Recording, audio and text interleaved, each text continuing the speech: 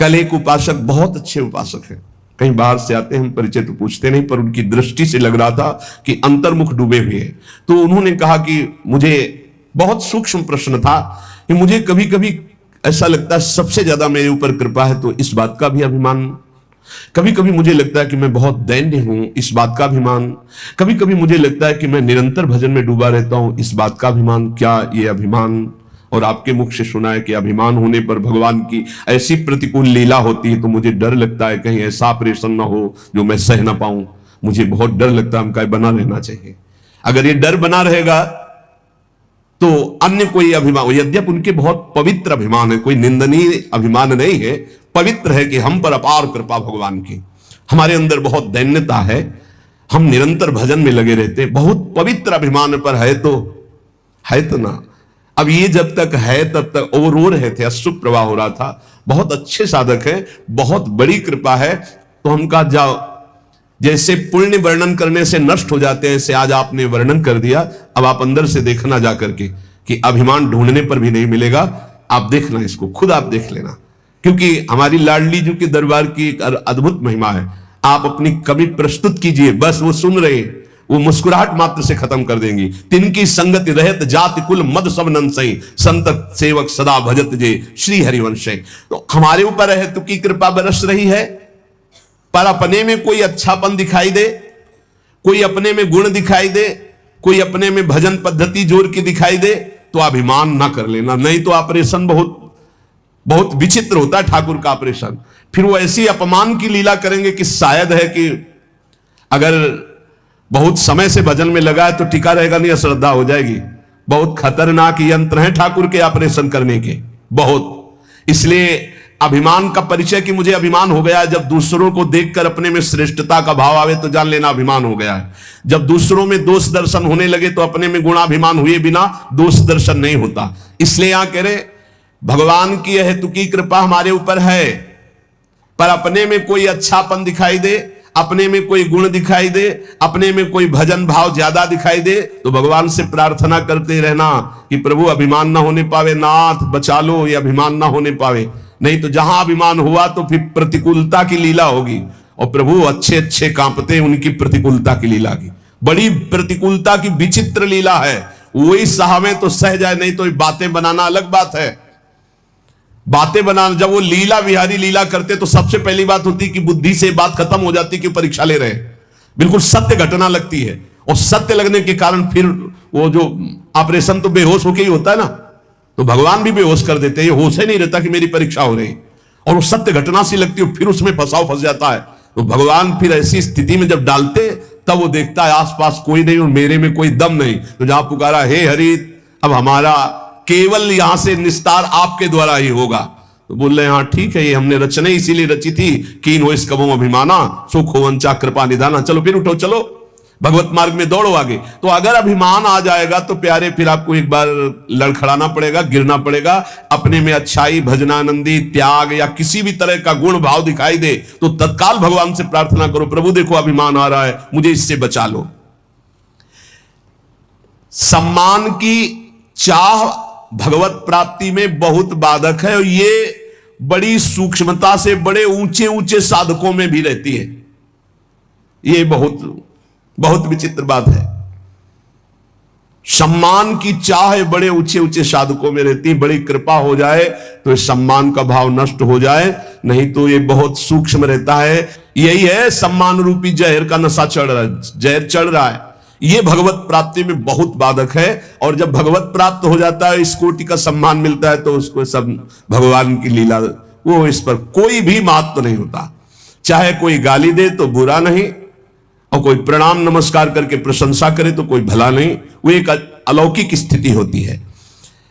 भगवान के नाम पर अपने व्यक्तित्व की पूजा कराना, ये भगवत प्राप्ति से विमुख कर देने वाली बहुत बड़ी कमजोरी है। इसलिए इसको पहचानो अपने अंदर, चाहे गृहस्थ हो चाहे विरक्त हो। जब हम भक्ति करते हैं तो हम कुछ विशिष्ट हैं, अपने व्यक्तित्व की पूजा कराने की भावना अंदर बैठ जाती है, उसमें अहम पूजा करवाना चाहता। पूजा का मतलब आरती से ही नहीं है, मतलब सम्मान देना, आओ आओ आओ, विशेष अधिकार, विशेष सम्मान, विशेष ये कमजोरी बहुत जोर की होती है। ये कमजोरी भगवान की प्राप्ति नहीं होने देती है। वो इस कमजोरी को अपनी कमजोरी ना मानकर बड़ी ऊंचाई मानता है।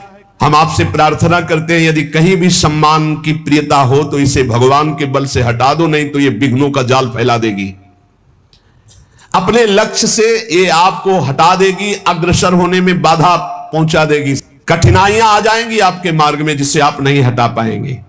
इसलिए आपसे अनुरोध है कि यदि कहीं किसी के अंदर भजनानंदी सुनने का, अपने को बड़ा भगत है ऐसा सुनने का, मान सम्मान पाने का, तो इसका त्याग कर दो, बहुत जल्दी आनंद की प्राप्ति होगी।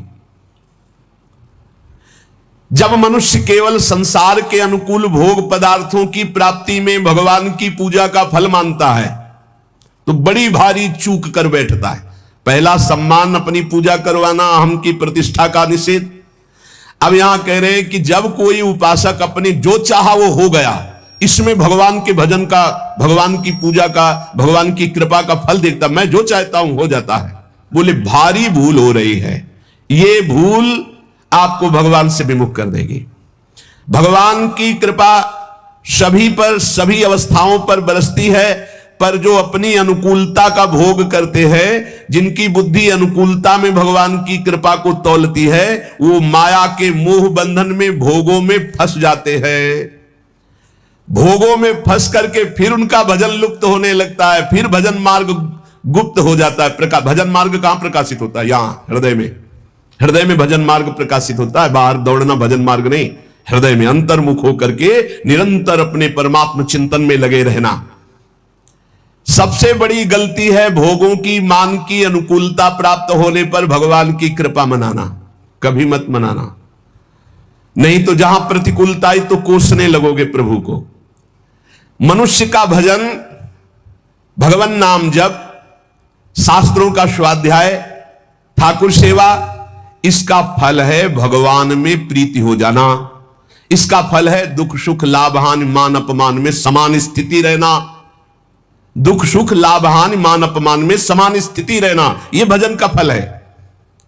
पर जो उपासक मनमानी पूर्ण होने पर भगवान की पूजा भजन की सफलता मानता है, तो जहां भारी प्रतिकूलता हुई ना उसकी सोच उल्टी होने लगती है। ऐसे हमें अतरे दिन सुनने को मिलता है एकांतिक में। तो ये लिखा है, जो सुनने को मिल रहा है वही लिखा है। इतने दिन जल चढ़ाया, इतने दिन पूजा की, हमारे अमुक परिवार के सदस्य को भगवान मार दिए। क्या चला जाता उनका अगर वो ऐसा ना करते तो? जो पहले कृपा भगवान की थी अब वो नहीं रही। वो क्षोभ कर बैठेगा, वो भगवान के मंगल विधान में अन्याय मान लेगा। यहां तक कि फिर उसके हृदय में ऐसी नास्तिकता आ जाएगी कि बिल्कुल सत्य ऐसा ही है। कितने लोगों के भाव बिगड़ जाते हैं ऐसे, जो उनको सही सत्संग नहीं मिला, जो सही भजन में नहीं लगे, उनको ये कह करके वो भगवान के मार्ग से भ्रष्ट हो जाते हैं। इसलिए हमारी कामनाओं की पूर्ति हो तो भगवत कृपा, ये मानना छोड़ दो। मनुष्य को सफलता मिलती है शुभ कर्म से, और असफलता मिलती है अशुभ कर्म पाप से। और भजन से बल मिलता है सफलता असफलता में समान रहना। ये बात समझो, भजन का फल क्या है? भजन का फल सफलता नहीं है, जो चाहे वो मिल गया ऐसा नहीं है। भजन का फल है सुख दुखे समय कृत्वा लाभा लाभो जया जयो। जय और पराजय में, हानि और लाभ में, सुख और दुख में समान भाव रखना, यह भजन का फल है। सुख मिलना शुभ कर्म का फल है, दुख मिलना अशुभ कर्म का फल है, और सुख दुख में समान स्थिति रखना यह भजन का फल है, यह भगवत कृपा का फल है। अपनी कर्म वृत्ति को अहंकार की प्रधानता देकर मैंने ये कार्य किया, मैंने भोग लगाया, मैंने आरती की, मैंने भजन किया, मैं तीर्थ यात्रा में गया, मेरी कामना पूर्ण हो गई। अपनी बुद्धि, अपना बल, अपना भाव, अपना कला कौशल का घमंड अंदर रहता है। इसीलिए साधन करने पर, तीर्थ याटन करने पर, दान करने पर भी उसका जो फल है समता, वो नहीं आ पाती। वो ममता में ही फंसा रहता है। ये जैसे जैसे अहंकार बढ़ता जाता है वैसे वैसे साधना में विघ्न उपस्थित होता है। सफलता हो गई तो मैंने विजय प्राप्त की। ये जो थोड़ा साधन करने पर अपनी सफलता दिखाई दे तो रोना चाहिए। हमने जो सोचा वही हो गया, बहुत खतरा। खर्चा हो रहा है भजन तुम्हारा जो भगवत प्राप्ति के लिए। सफलता मैंने प्राप्त की, अपनी बुद्धि का बल, अपनी बुद्धि का कला कौशल घमंड, ये परमार्थ से भ्रष्ट कर देता है। तो भगवान को प्राप्त करने के लिए उपासक को चाहिए कि भगवान कामना आवे तो एक तो कामना ना करे, अगर आवे भी तो भगवान से ही भय वो कामना समर्पित करते हुए ये प्रार्थना करे कि प्रभु मंगल भवन, ये कामना आई है, यदि आपके भजन में सहायक हो तो पूर्ण कर देना, और भजन में यदि बाधा करने वाली हो तो कभी पूर्ण ना करना। जब भगवान, बहुत ध्यान से सुनना, किसी पर विशेष कृपा करते हैं तब सबसे पहले उसकी सुविधाओं का नाश कर देते हैं। विशिष्ट कृपा चाहिए, विशेष कृपा, कृपा तो है ये सब पे, दया भी है, विशिष्ट कृपा चाहिए तो कह रहे जिस पर कृपा करते हैं तो सबसे पहले उसके सब व्यवस्थाओं का नाश कर देते हैं। बहुत कठिन कृपा है। यही भगवान ने युधिष्ठिर जी से कहा, जिस पर मैं कृपा करता हूं उसका सर्वनाश कर देता हूं। चाहिए सर्वनाश, जो अपने सर्वस्व को मिटा देता है। तो क्या है आपका, है क्या आपका? कुछ नहीं। मतलब आपके भ्रम का नाश का मतलब है सर्वनाश। आप समझ लीजिए, डरना नहीं कि भगवान के भजन का मतलब विशिष्ट कृपा, विशिष्ट कृपा का मतलब है एकदम सर्वनाश कर दे। तो चक्रवर्ती सम्राट अम्बरीश जी थे महाभागवत,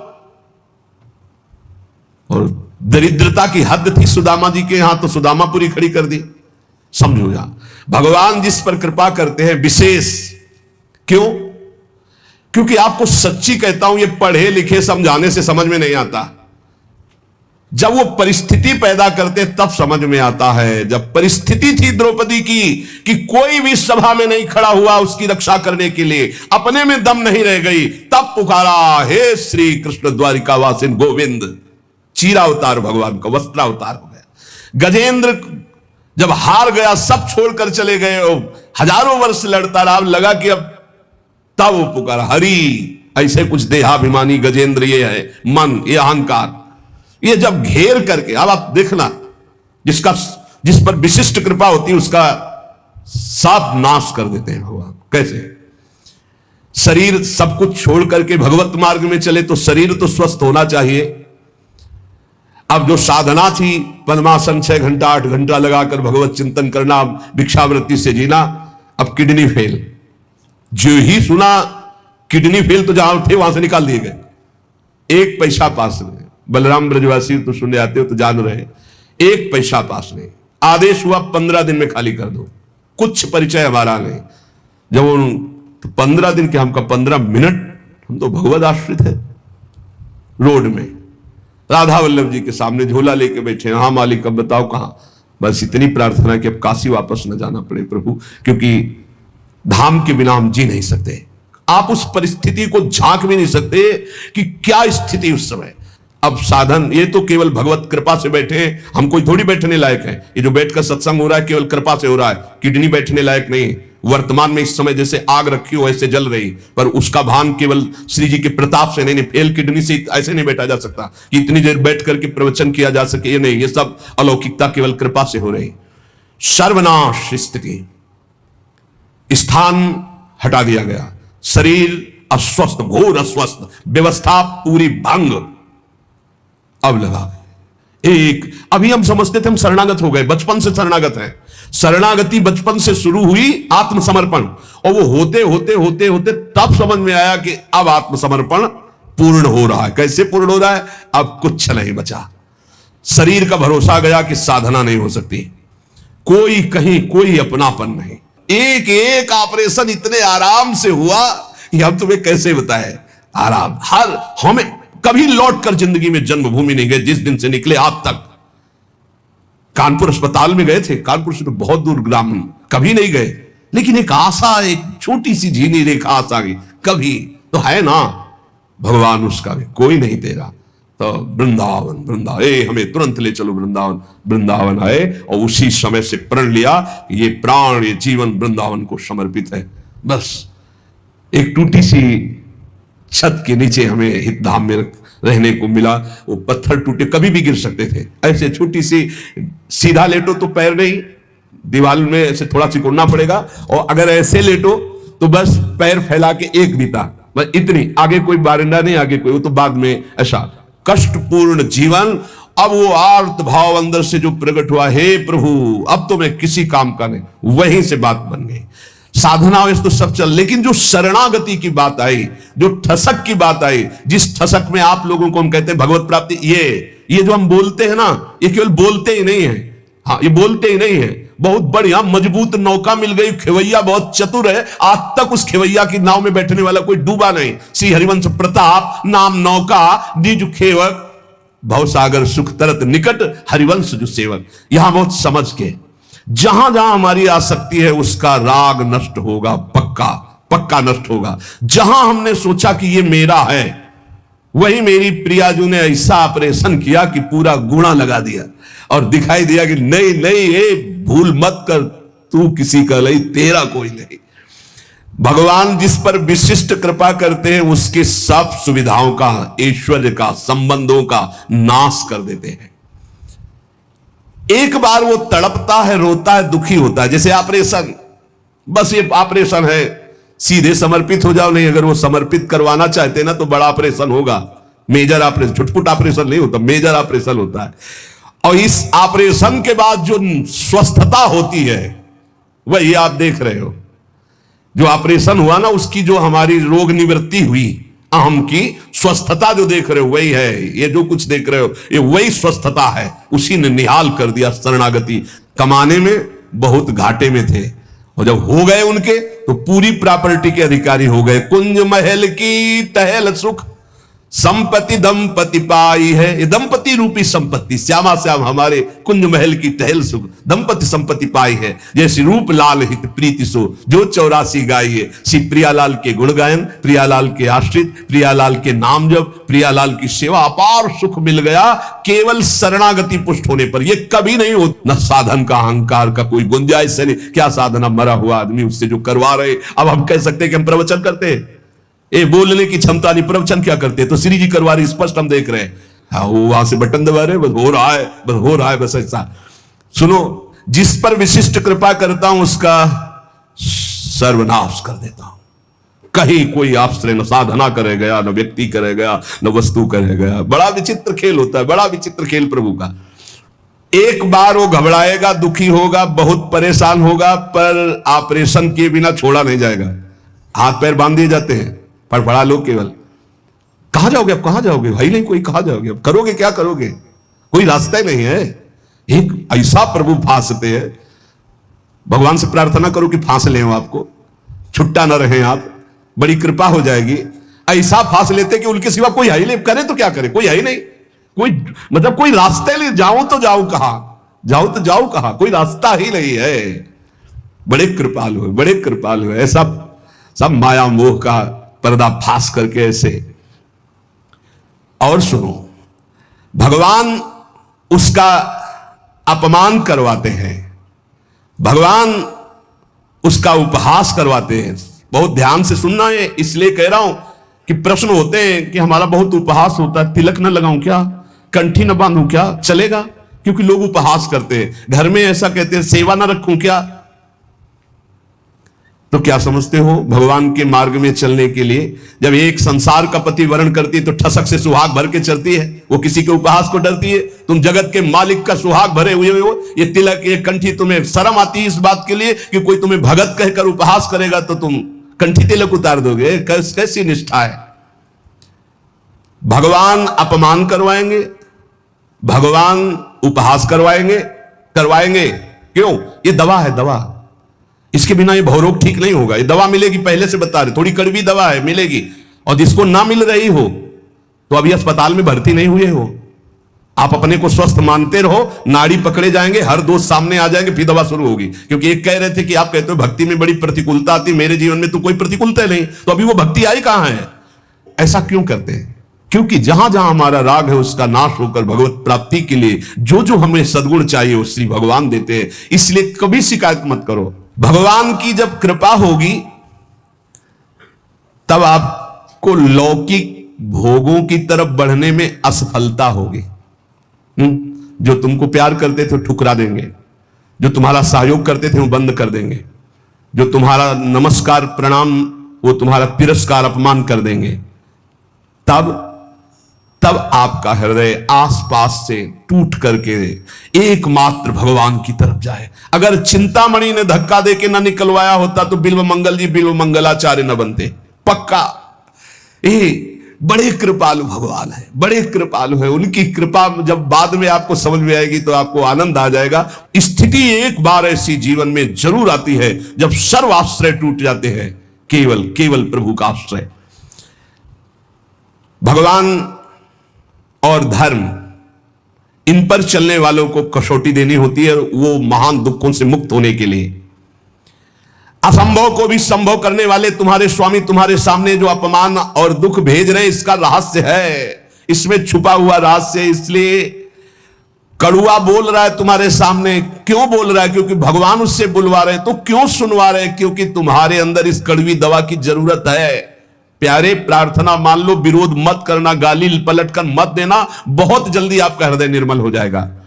किसी की संसार में शक्ति है कि तुम जिसके सेवक हो तुम्हें कोई गाली दे सके, तुम्हारी तरफ कोई आंख उठा सके। अगर वो आंख उठा रहा है तो मेरे स्वामी ने उसको बोला है कि जाओ इसे आंख दिखाओ, इसको गाली दो। क्यों?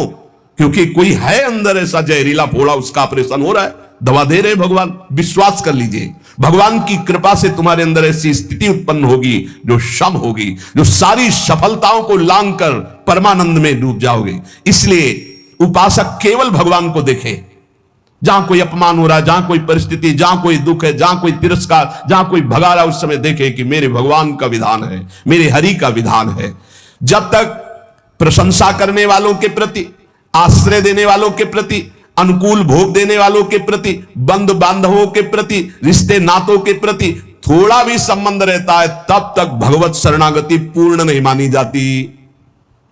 पूर्ण भगवत शरणागति के लिए जगत का अपनत्व, बंधुत्व, रिश्ते नातेदारी, अपनी क्षमता, अपनी महानता, इन सबको मिट्टी में मिलाना होता है।